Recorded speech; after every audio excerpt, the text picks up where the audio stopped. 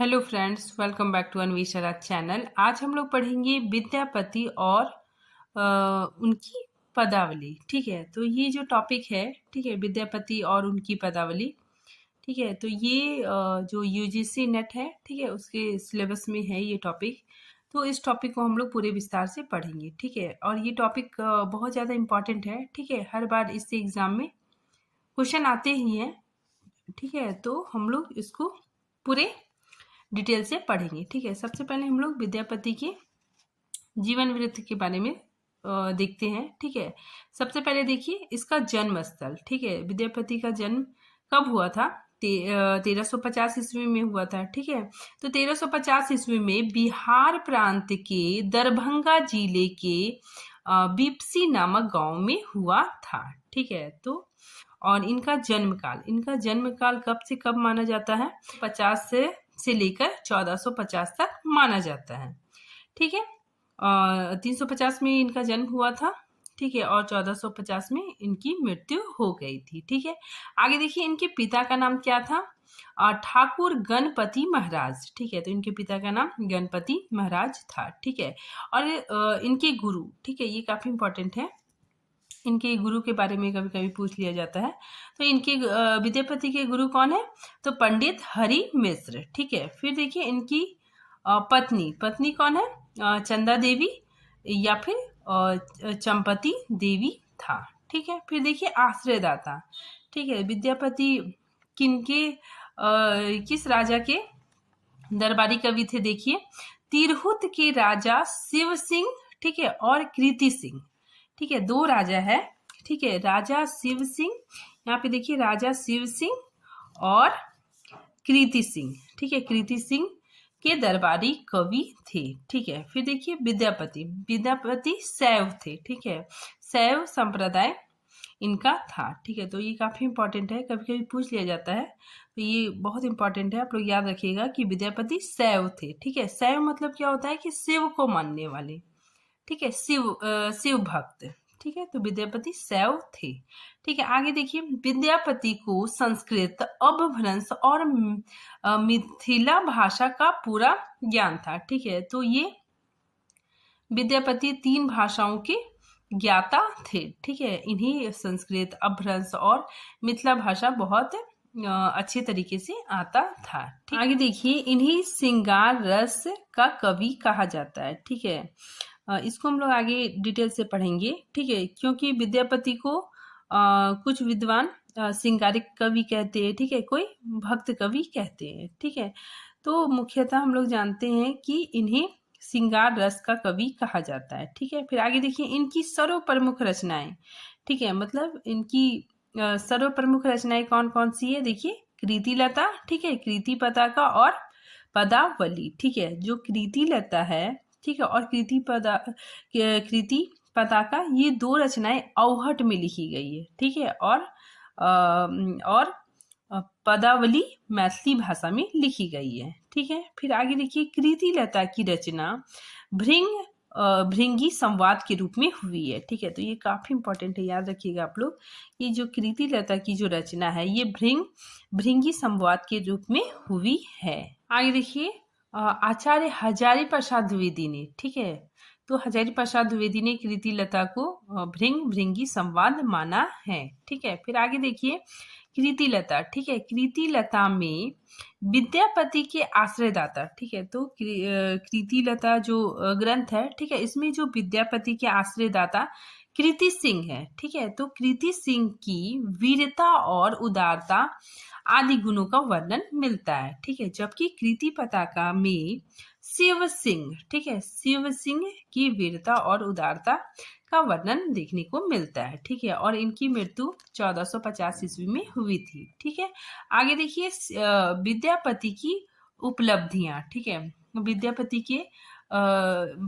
के क्या क्या उपनाम है? ठीक है, इसके बारे में भी हम लोग जानते हैं। देखिए विद्यापति को और किन किन नामों से जाना जाता था? ठीक है, विद्यापति को अभिनव जयदेव भी कहा जाता था। ठीक है, कवि शेखर भी कहा जाता था। ठीक है, मैथिल कोकिल, ठीक है, ये काफी इंपॉर्टेंट है, पूछा जाता है कि मैथिल कोकिल किसे कहा जाता है? तो विद्यापति को। ठीक है, कवि कंठहारा भी कहा जाता है। ठीक है, नव कवि शेखर भी कहा जाता है, ठीक है, खेलन कवि, ठीक है। फिर आगे देखिए दशावधन कवि, ठीक है, पंचानन कवि, फिर अपरूप का कवि, ठीक है, ये भी काफी इंपॉर्टेंट है। अपरूप का कवि किसे कहा जाता है? तो विद्यापति को कहा जाता है, ठीक है। अवहट का कवि, फिर अभिमान मेरुत, ठीक है। तो ये सारी विद्यापति की उपनाम या फिर इनकी उपलब्धियां हैं। ये अब हम लोग विद्यापति की रचनाओं को देखेंगे, ठीक है।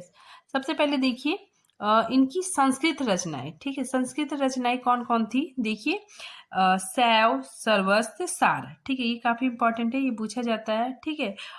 तो ये विद्यापति की संस्कृत रचनाएं, ठीक है। आगे क्या है देखिए दुर्गा भक्त, तरंगिणी, ठीक है, दुर्गा भक्त, तरंगिणी, पुरुष परीक्षा, ठीक है, ये भी पूछा जा सकता है, ठीक है, ये भी इंपॉर्टेंट है। भू परिक्रमा, ठीक है, गोरख विजय, लिखनावली, गंगा वाक्यावली, ठीक है, विभाग सार, दान वाक्यावली, ठीक है। तो ये सारी रचनाएं विद्यापति की संस्कृत रचनाएं, ठीक है। तो ये सब आप लोग ध्यान में रखिएगा, ठीक है, क्योंकि ये सब इंपॉर्टेंट है, पूछा जाता है, ठीक है। फिर आगे देखिए अवहट या फिर देसिल बनना, देसिल बैना, ठीक है। तो अवहट में कौन कौन सी रचनाएं हैं विद्यापति की? तो कृतिलता और कृति पताका, ठीक है। फिर देखिए मैथिली भाषा में इनकी कौन सी रचना है? तो पदावली। ये देखिए आचार्य रामचंद्र शुक्ल के कथन, ठीक है। हम लोग देखते हैं आचार्य रामचंद्र शुक्ल ने क्या क्या बातें विद्यापति के बारे में कही है, ठीक है। तो सबसे पहले देखिए प्रसिद्ध भाषाविद सर जॉर्ज ग्रियर्सन जब विद्यापति के पदों का संग्रह कर रहे थे उस समय उन्हें पता लगा था कि कृतिलता और कृतिपता का नाम की प्रस्तुति संबंधी 2 पुस्तकें भी उनकी लिखी है, ठीक है। तो जब जॉर्ज ग्रियर्सन क्या कर रहे थे? विद्यापति के पदों का संग्रह कर रहे थे, ठीक है, तब उन्हें कृतिलता और कृतिपता का नाम की पुस्तकें मिलती है, ठीक है। तो देखिए यहाँ पे जो प्रस्तुति संबंधी क्या हो गया, इसका मतलब हो गया राजाओं की प्रशंसा के 2 पुस्तक मिली, ठीक है। तो देखिए कभी कभी क्वेश्चन पूछा जा सकता है कि कृतिलता और कृतिपता का किस प्रकार की पुस्तकें रही है? तो प्रशस्ति संबंधी, ठीक है। फिर आगे देखिए पर उस समय इनमें से किसी को पता न चला, ठीक है। थोड़े दिन बाद पंडित हरप्रसाद शास्त्री नेपाल गए, ठीक है। तो यहाँ पे देखिए ये पुस्तक कैसे मिली वो बताया जा रहा है कि पंडित हरप्रसाद शास्त्री नेपाल गए थे, ठीक है, और वहाँ राजकीय पुस्तकालय, ठीक है, मतलब गवर्नमेंट लाइब्रेरी, ठीक है। तो राजकीय पुस्तकालय में कृतिलता की एक प्रति मिली, ठीक है, जिसका नकल मतलब जिसका फोटो कॉपी उन्होंने लिया, ठीक है। मतलब जो पंडित हरप्रसाद शास्त्री है, ठीक है, ये नेपाल गए हैं, ठीक है, और वहाँ का जो गवर्नमेंट लाइब्रेरी था, ठीक है, वहां से कृतिलता जो पुस्तक है, ठीक है, उसका फोटोकॉपी ले आए, ठीक है। फिर आगे देखिए आचार्य रामचंद्र शुक्ल ने कृतिलता की भाषा को पूर्वी अभ्रंश या फिर टकसाली अभ्रंश की संज्ञा दी है, ठीक है। तो ये काफी इंपॉर्टेंट है, याद रखिएगा आप लोग, ठीक है। रामचंद्र शुक्ल का ये कथन है कि कृतिलता की जो भाषा है, ठीक है, वो क्या है? पूर्वी अभ्रंश या फिर टकसाली अभ्रंश है, ठीक है। फिर आगे देखिए जिसकी रचना के कारण ये मैथिल कोकिल कहलाएं वह इनकी पदावली है, ठीक है। तो ये काफी इंपॉर्टेंट है, ठीक है। ये आचार्य रामचंद्र शुक्ल ने ही कहा था कि इनकी जो रचना है, ठीक है, विद्यापति की जो रचना है पदावली, ठीक है, पदावली के कारण ही विद्यापति मैथिल कोकिल कहलाएं, ठीक है। आगे देखिए विद्यापति को बंग भाषा वाले अपनी ओर खींचते हैं, ठीक है। बंग भाषा वाले मतलब बंगला बोलने वाले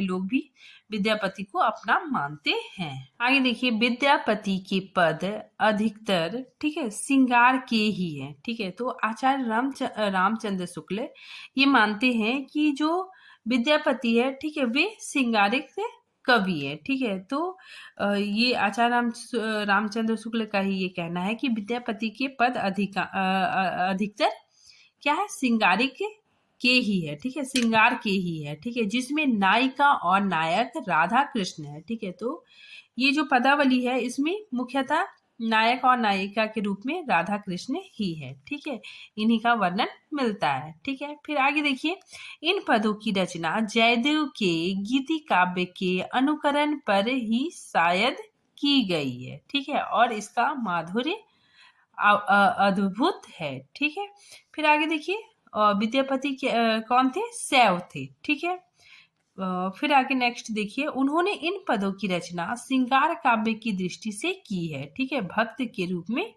नहीं की है। ठीक है, तो ये कथन किसका है? तो आचार्य रामचंद्र शुक्ल का है। ठीक है, और आचार्य रामचंद्र शुक्ल का कहना ये भी है कि विद्यापति को कृष्ण भक्तों की परंपरा में ना समझना चाहिए। ठीक है, जो विद्यापति है, ठीक है, उन्हें कृष्ण भक्त की परंपरा में नहीं समझना चाहिए। ठीक है, फिर आगे देखिए, आचार्य शुक्ल ने विद्यापति के संबंध में लिखा है कि आध्यात्मिक रंग के चश्मे आजकल बहुत सस्ते हो गए हैं। ठीक है, उन्हें चढ़ाकर जैसे कुछ लोगों ने गीत गोविंद को आध्यात्मिक संकेत बताया है, वैसे ही विद्यापति के इन पदों को भी। ठीक है, तो ये कथन याद रखिएगा आप लोग, ये कथन आचार्य रामचंद्र शुक्ल ने विद्यापति के संबंध में लिखा था। ठीक है, कभी कभी पूरा सेंटेंस उठा के दिया जाता है। ठीक है, पूछा जाता है ये कहाँ से लिया गया है, तो ये मतलब आचार्य रामचंद्र शुक्ल ने कहा था। ठीक है, फिर नेक्स्ट देखिए, आगे देखिए, हर प्रसाद शास्त्री ने विद्यापति को पंचदेवों पाशक स्वीकार किया है। ठीक है, तो ये भी काफी इंपॉर्टेंट है। फिर देखिए, कृति पताका अप्रकाशित ग्रंथ है। ठीक है, जो कृति पताका जो ग्रंथ है, ये क्या है? अप्रकाशित ग्रंथ है। ठीक है, फिर आगे देखिए, अमीर खुसरो और विद्यापति को आचार्य रामचंद्र शुक्ल ने फुटकल काव्य के अंतर्गत रखा था। अब देखिए, विद्यापति कैसे कवि थे? ठीक है, तो देखिए, कुछ विद्वान इसे श्रृंगारिक कवि मानते हैं। ठीक है, कुछ भक्त कवि मानते हैं। ठीक है, और कोई रहस्यमय कवि मानते हैं। ठीक है, तो देखिए, इसको मैंने कैटेगराइज कर दिया है। ठीक है, ये काफी इंपॉर्टेंट है। ठीक है, तो पूछा जाता है इससे क्वेश्चन, तो याद रखिएगा आप लोग। देखिए, सबसे पहले श्रृंगारिक कवि कौन कौन विद्वान मानते हैं? हर प्रसाद शास्त्री मानते हैं। ठीक है, फिर आचार्य रामचंद्र शुक्ल, मैंने अभी पढ़ाया, तो आचार्य रामचंद्र शुक्ल और विद्यापति को श्रृंगारिक कवि मानते हैं। ठीक है, फिर राम वृक्ष बेनीपुरी भी मानते हैं। ठीक है, यहाँ पे देखिए, हम लोग ट्रिक से भी याद कर सकते हैं कि हर राम, ठीक है, हर राम मतलब हर से क्या हो गया? हर प्रसाद शास्त्री। ठीक है, राम से क्या हो गया? रामचंद्र शुक्ल। ठीक है, और इसमें क्या है? 2 बार राम आया है। ठीक है, रामचंद्र शुक्ल और राम वृक्ष बेनीपुरी। ठीक है, नेक्स्ट देखिए, भक्त कवि। अब भक्त कवि कौन कौन विद्वान मानते हैं? तो देखिए, ब्रज नंदन सहाय। ठीक है, फिर श्याम सुंदर दास और हजारी प्रसाद द्विवेदी। ठीक है, तो आप लोग याद रखिएगा, हजारी प्रसाद द्विवेदी जी ने विद्यापति को भक्त कवि माना है। ठीक है, तो हम इसको ट्रिक से ये भी याद कर सकते हैं कि ब्रज के श्याम हजार। ठीक है, तो ब्रज के श्याम हजार। ठीक है, तो इस ट्रिक से भी हम लोग याद रख सकते हैं। ठीक है, फिर नेक्स्ट देखिए, रहस्यमयी कौन कौन विद्वान मानते हैं? तो जॉर्ज गिरिशन मानते हैं। ठीक है, नगेंद्र नाथ गुप्त मानते हैं और जनार्दन मिश्र मानते हैं। ठीक है, तो इसको भी आप लोग ट्रिक से याद कर सकते हैं, गिर गुप्त मिश्र। ठीक है, गिर से आपका जॉर्ज गिरिशन हो गया। ठीक है, फिर गुप्त से नगेंद्र नाथ गुप्त हो गया। ठीक है, जनार्दन मिश्र से जनार्दन मिश्र हो गया। ठीक है, तो ये आप लोग याद रखिएगा कि कौन कौन विद्वान विद्यापति को किस कैटेगरी में मानते हैं। ठीक है, तो इसमें सबसे ज्यादा इंपॉर्टेंट आचार्य रामचंद्र शुक्ल भी है। ठीक है, फिर श्याम सुंदर दास, हजारी प्रसाद द्विवेदी। ठीक है, तो ये सब पूछा जाता है। ठीक है, आगे देखिए, बचन सिंह ने विद्यापति को जातीय कवि कहा है। ठीक है, तो ये भी काफी इंपॉर्टेंट है कि बचन सिंह ने विद्यापति को जातीय कवि कहा है। ठीक है, फिर देखिए, हजारी प्रसाद ने श्रृंगार रस के सिद्धांत वाक कवि कहा है। ठीक है, तो हजारी प्रसाद द्विवेदी जी ने श्रृंगार रस के सिद्धांत वाक कवि कहा है। ठीक है, लता ये जो ग्रंथ है, ये भृंगी संवाद में लिखा गया है। ठीक है, फिर देखिए, अब हम लोग आचार्य रामचंद्र शुक्ल का थोड़ा देख लिए। ठीक है, अब इसके बाद डॉक्टर बचन सिंह के कथनों को थोड़ा देखते हैं। ठीक है, देखिए, डॉक्टर बचन सिंह के अनुसार, ठीक है, बचन सिंह लिखते हैं कि भाषा की दृष्टि से, ठीक है, भाषा की दृष्टि से कृतिलता क्या है? महत्वपूर्ण है। ठीक है, लेकिन काव्य दृष्टि से पदावली महत्वपूर्ण है। ठीक है, तो काव्य सौंदर्य की दृष्टि से महत्वपूर्ण है पदावली।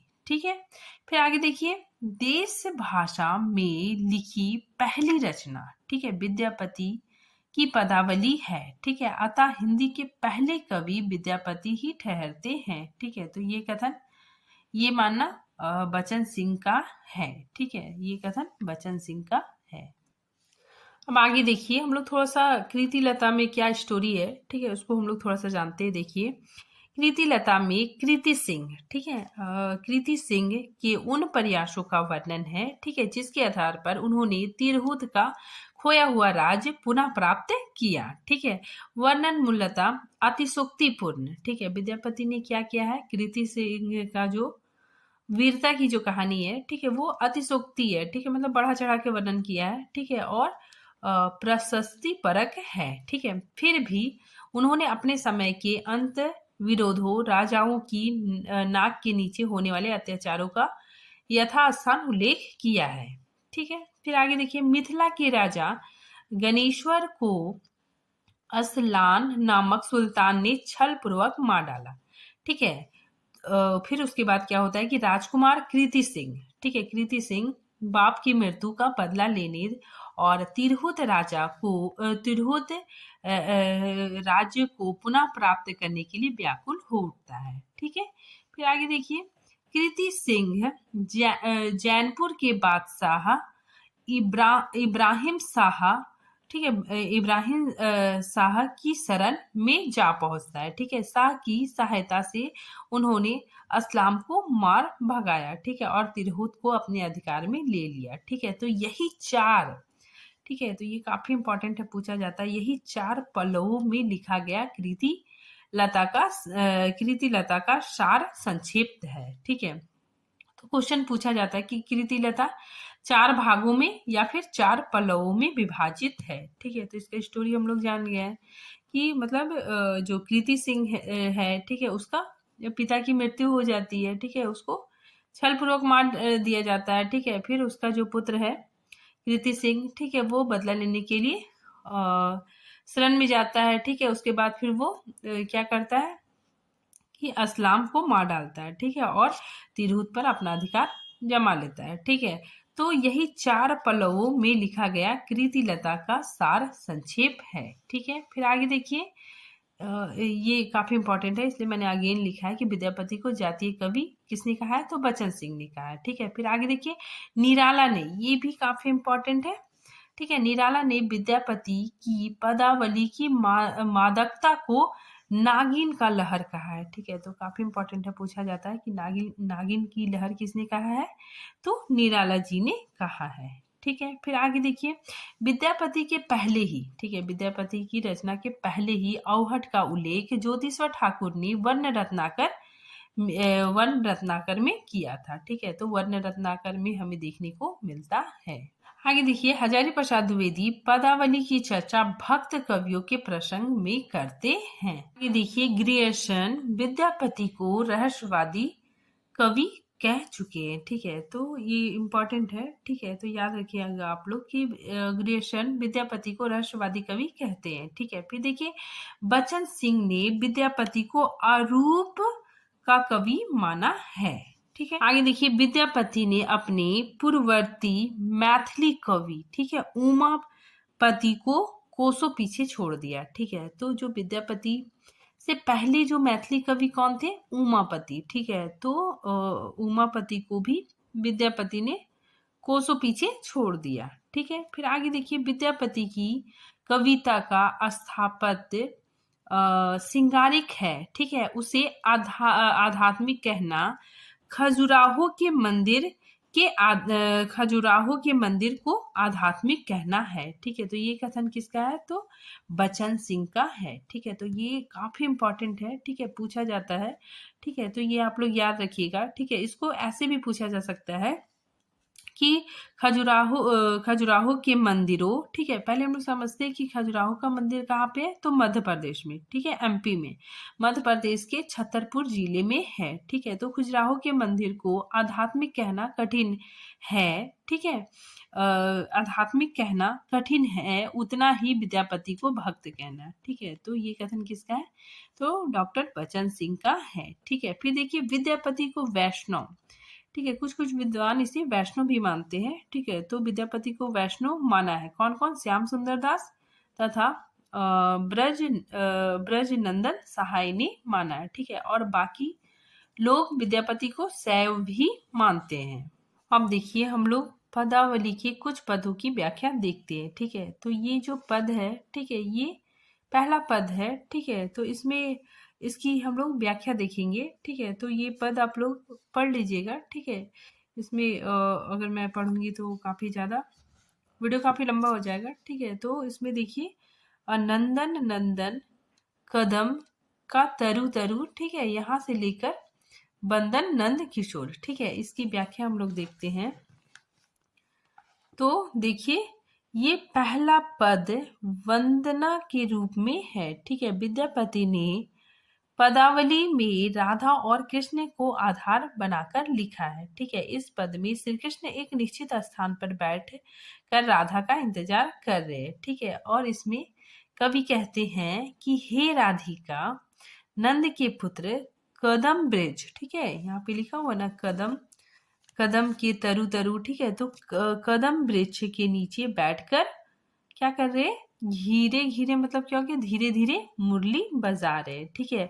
और वह पूर्व निर्धारित स्थान पर बैठे हुए हैं, ठीक है। और बांसुरी के स्वरों से तुम्हें बुला रहे, ठीक है। तो राधिका को श्री कृष्ण बांसुरी के स्वर से बुला रहे, ठीक है। और यमुना नदी के किनारे जो उपवन है, ठीक है, वो उपवन है, ठीक है, वहां पे श्री कृष्ण व्याकुल होकर बार बार उस ओर देख रहे हैं जिस ओर से तुम्हारी पहुंचने की संभावना है, ठीक है। तो राधिका की पहुंचने की संभावना है, ठीक है, जिस रास्ते से, उस रास्ते में श्री कृष्ण व्याकुल होकर देख रहे हैं, ठीक है, जिधर से राधिका के आने की उम्मीद है, ठीक है। फिर आगे देखिए जितनी भी दही बेचने वाली स्त्रियां हैं, ठीक है, स्त्रियां हैं, ठीक है, उन मतलब जितनी भी दही बेचने वाली स्त्रियां हैं, ठीक है, उसको श्री कृष्ण देखकर उनसे राधिका के विषय में पूछ रहे हैं, ठीक है। तो इसमें बताया जा रहा है कि मतलब यहाँ पे जो कवि है, ठीक है, वो बोल रहे हैं कि हे राधे मेरी बात सुनो, ठीक है, वचन सुनहो कछु मोरा, ठीक है। तो यहाँ पे बोल रहे हैं, यहाँ पे विद्यापति बोल रहे हैं कि हे राधे मेरी बात सुनो, ठीक है, तुम बुद्धिमान हो, ठीक है, और कृष्ण में भी सुंदर बुद्धि वाले हैं, ठीक है, इसीलिए तुम्हारा परस्पर प्रेम होना चाहिए, ठीक है, और ये प्रेम उचित भी है, ठीक है। तो यहाँ पे विद्यापति कहते हैं कि हे श्रेष्ठ युवती, ठीक है, यहाँ पे विद्यापति, ठीक है, विद्यापति कहते हैं कि हे श्रेष्ठ युवती सुनो, ठीक है, तुम नंद किशोर की वंदना करो, ठीक है, वंदन नंद किशोरा। आगे देखिए ये नेक्स्ट पद है, ठीक है, इसमें क्या है कि राधा की वंदना की गई है, ठीक है। इसमें जो पद है, ठीक है, देख देख राधा रूप रूप अपार, ठीक है, यहाँ से लेकर, ठीक है, पूरे नीचे तक का पद का हम लोग भावार्थ देखेंगे, ठीक है। तो इसमें क्या कहा जा रहा है कि यहाँ पे राधा के अपार रूप, ठीक है, अपार रूप का वर्णन मतलब देखने कवि ने किया है, ठीक है। तो देखिए यहाँ पे क्या कहा गया है कि राधा के अपार रूप को देखो, ठीक है, कवि बोल रहे हैं कि राधा के अपार रूप को देखो, ठीक है। आश्चर्य होता है कि विधाता ने किस प्रकार पृथ्वी पर ऐसा अपूर्ण सौंदर्य का सार सारे संसार से एकत्र करके एक जगह इकट्ठा कर दिया है, ठीक है। तो यहाँ पे बताया जा रहा है कि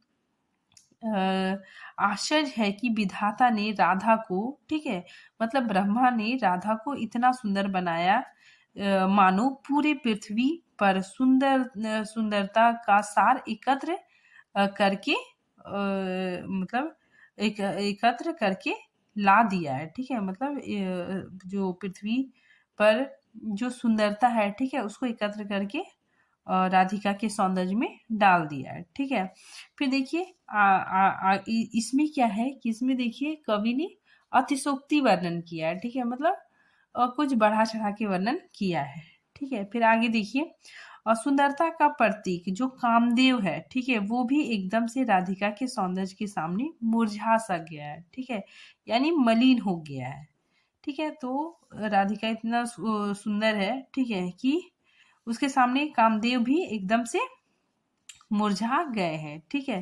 फिर आगे देखिए जो कृष्ण करोड़ों कामदेव के सौंदर्य को नीचा गिराते हैं, ठीक है, अर्थात जिसके सामने करोड़ों कामदेव की सुंदरता भी फीकी है, ठीक है, वह राधा की सुंदरता को देखकर पृथ्वी पर गिर जाते हैं, ठीक है, अर्थात अपनी सुध बुध खो देते हैं, ठीक है। तो यहाँ पे जो कामदेव है, ठीक है, वो राधिका की सुंदरता को देखकर क्या हो जाते हैं, अपना सुध बुध खो जाते हैं, ठीक है, वे मतलब राधिका की सुंदरता को देखकर मूर्छित हो जाते हैं, ठीक है। राधिका के रूप राशि को देखकर कितनी ही लक्ष्मी, ठीक है, कितनी ही लक्ष्मी उनके चरणों को निछावर हो जाती है, ठीक है, कितनी ही सुंदरियां राधा के रूप लवन को देखकर विशुद्ध हो जाती है, ठीक है, और उनके मन में अभिलाषा है कि इन चरण कमलों को देखकर उन्हें अपनी गोद में रखकर दिन रात इसकी रखवाली करे, ठीक है। तो इसमें बेशक इसमें मतलब राधा के सौंदर्य का वर्णन कवि ने किया है, ठीक है। तो आई होप ये टॉपिक आप लोगों को समझ में आया होगा, ठीक है। मिलते हैं नेक्स्ट टॉपिक के साथ, तब तक के लिए थैंक यू।